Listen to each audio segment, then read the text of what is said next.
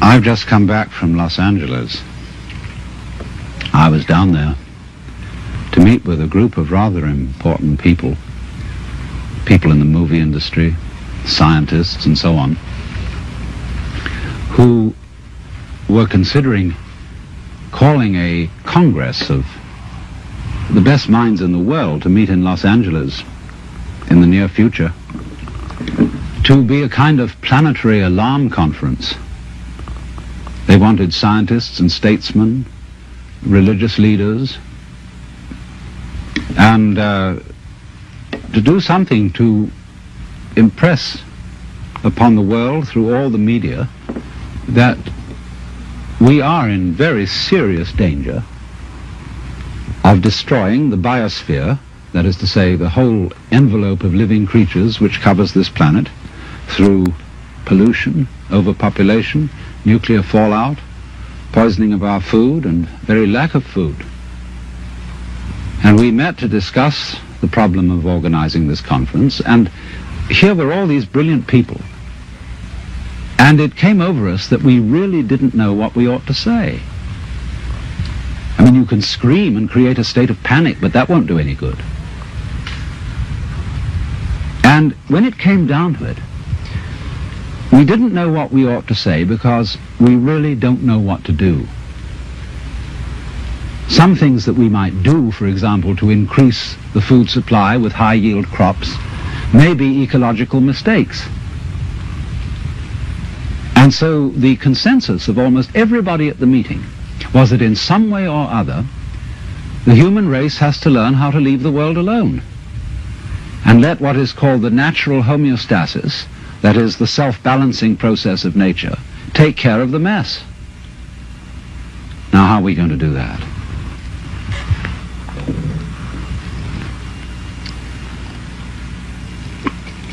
This is Japanese ceremonial tea. It's good on a cold day. See, our problem is we don't really know how to stop. We've got something started and we see it's going in a wrong direction. And I think the difficulty is, to borrow an old Chinese saying, that when the wrong man uses the right means work in the wrong way. In other words, there's something wrong with the way we think. And while that is there, everything we do will be a mess. Now, what is it that's wrong?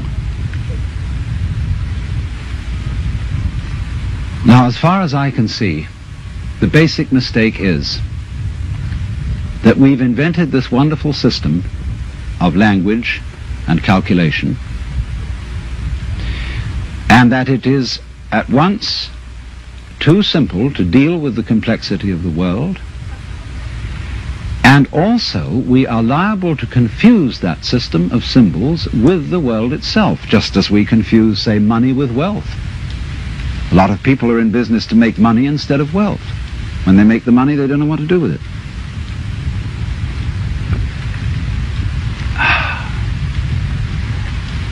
And so in the same way, we confuse happiness with status, and we confuse ourselves as living organisms which are one with this whole universe with something we call our personality. Now, what is our personality? Our personality is what we call our image of ourselves, and also our thought about ourselves, our idea of ourselves. This is the person. In other words, what people meet and understand, and what I understand as Alan Watts, is a big act which is not really me. Because in the image of Alan Watts, there are not all my unconscious processes, both psychological and physical.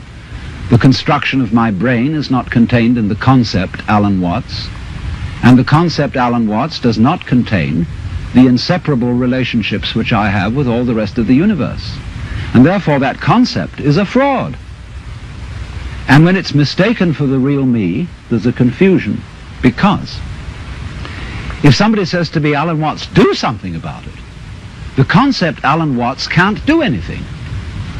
In other words, because it's only a concept, you can't make it lift a weight just as 3 is a concept. 3, the number. You can't make just plain 3 do anything. So also you can't wrap up parcels with the equator. It's a useful imaginary line, but it can't do anything. But we all feel that this concept of ourselves, which we call our personality or our ego, can do something, because we think it really exists. And I'll tell you why we think it exists. What happens when you, if I were to say to you, now look hard at the television screen, really look at it. What do you do as distinct from just watching it in the ordinary way when you say, now I really got to see that? What do you do? Notice that you tighten muscles all around here, that you frown a little, you clench your teeth perhaps. Now what has that got to do with seeing anything clearly? It has absolutely nothing to do with it. Same thing when you listen carefully. Now listen, catch everything that's said, or you start tightening up around your ears. That has nothing to do with hearing clearly. Now from the moment we were little children, when teachers in class screamed at us, pay attention, we go tight in various ways, either to see or hear more clearly, to concentrate, or to will something which is supposed to be difficult to do. And that constitutes a habitual tension over the whole body that's there almost all the time. And that feeling of unnecessary tension is, as it were, the material sensation upon which we fasten this concept of I. We hang it on to that feeling. The concept is not us. The feeling of tension is completely phony. It has nothing to do with success in seeing, hearing, or acting. And so we get the marriage of an illusion with a falsehood, and that we call ourselves. And no wonder we feel cut off from everything, alienated, frightened of life and death. So what has to happen is we have to come back to a sane view of our own life, which is the way we really are, an organism functioning in terms of the whole environment, with the whole environment, instead of this funny little separate personality. But how are we going to do that? People say, oh, you can't change human nature overnight. You're asking us to give up the ego. And that's the most difficult of all things to do. Actually, it isn't, because the ego doesn't exist. But of course, if you try to give up your ego with your ego, then it'll take you to the end of time. Because this is the point. You can't transform yourself. You can't make yourself sane. You can't make yourself loving. You can't make yourself unselfish. And yet it's absolutely necessary that we be that way. It's absolutely necessary.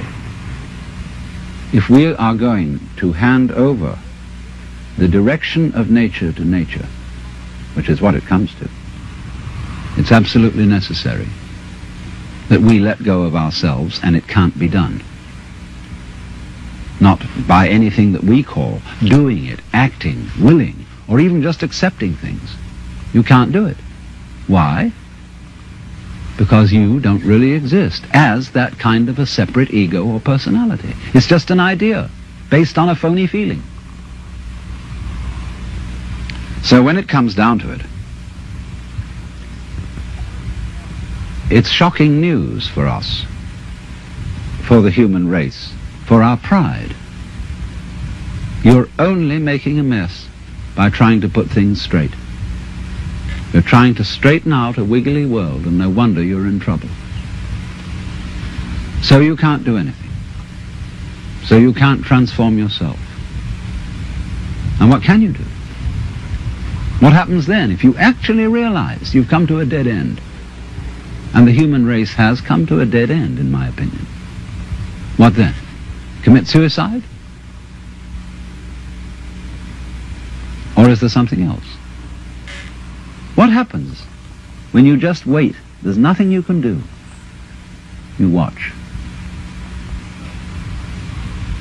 And all you see is what goes on that is happening of itself. You're breathing, the wind is blowing, the trees are waving, your blood is circulating, your nerves are tingling. It's all going on of itself. But you know, that's you. That's the real you. The you that goes on of itself. It's not the symbol. It's not the person. It's you that's happening, as when you breathe. Yes, you can get the feeling that I am breathing by shoving your breath, but your breath goes on day in and day out without your doing anything about it or even thinking of it. The same way your brain is functioning without your forcing it. So when you come to a dead end, and we are individually and socially now in 1971 at a dead end, this is the moment of which it is said man's extremity is God's opportunity. Because we have to stop. And when we stop, we find a world that is happening rather than being done, being shoved. And that happening, as distinct from doing, is our fundamental self. And our fundamental self is not something just inside the skin. It's everything around us with which we connect.